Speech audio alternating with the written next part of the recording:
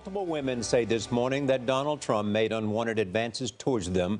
They claim he groped them, kissed them, or made them physically uncomfortable. Trump has denied all the allegations. CBS News has not confirmed any of their claims. A People magazine reporter who interviewed Donald Trump back in 2005 writes this: "We walked into that room alone, and Trump shut the door behind us.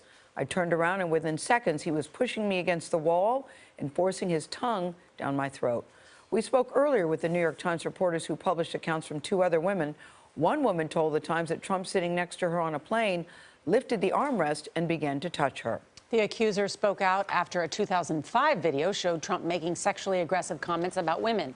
The women in the New York Times article support Hillary Clinton. They say they were angered during Sunday's debate when Trump denied touching anyone.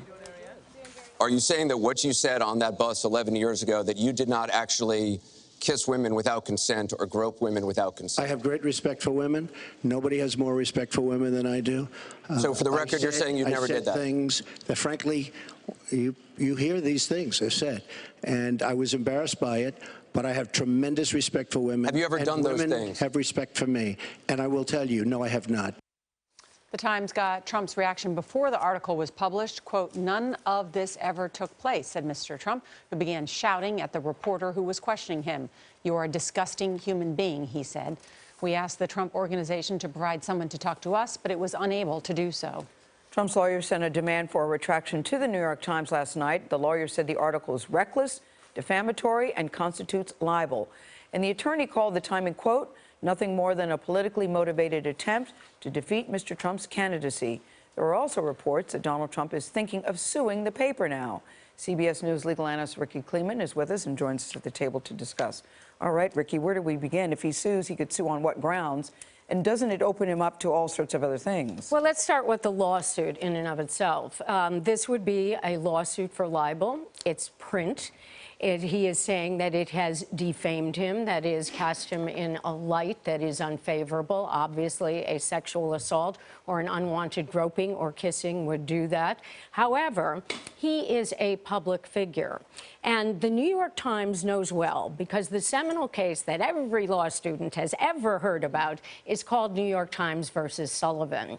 And what we learn in that case, and it teaches us in the media also about the law, is that if you are a public figure, the standard is higher for a newspaper in that it is reckless disregard for the truth. It's what we call actual malice.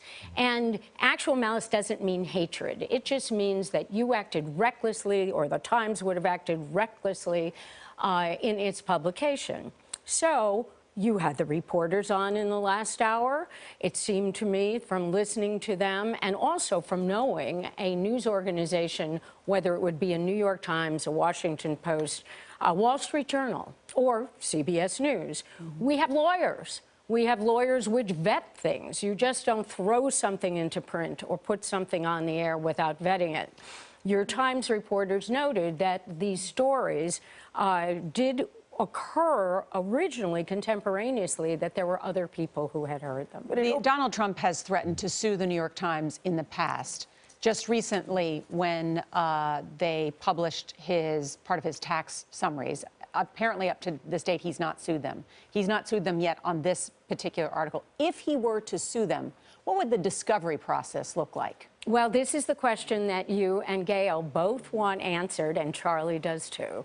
Anyone who files a lawsuit for defamation in a case like this involving allegations of sexual misconduct is asking for trouble. This is when we say be careful what you wish for. In the discovery process, he has said, I didn't do these particular things. He said to Anderson Cooper, I never kissed a woman against her will or groped a woman against her will.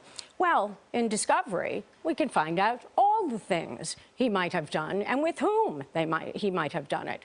Not only in a deposition to him, but also then in looking and casting about for other women.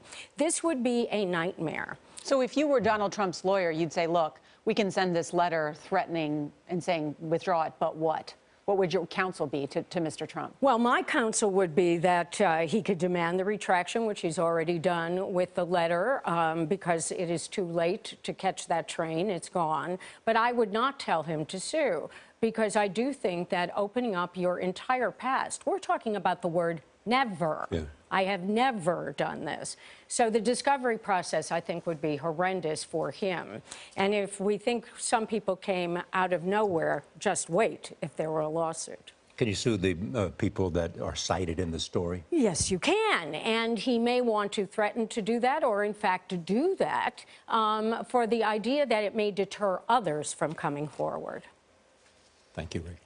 Thank you. Good to see you. Thank you. Nice.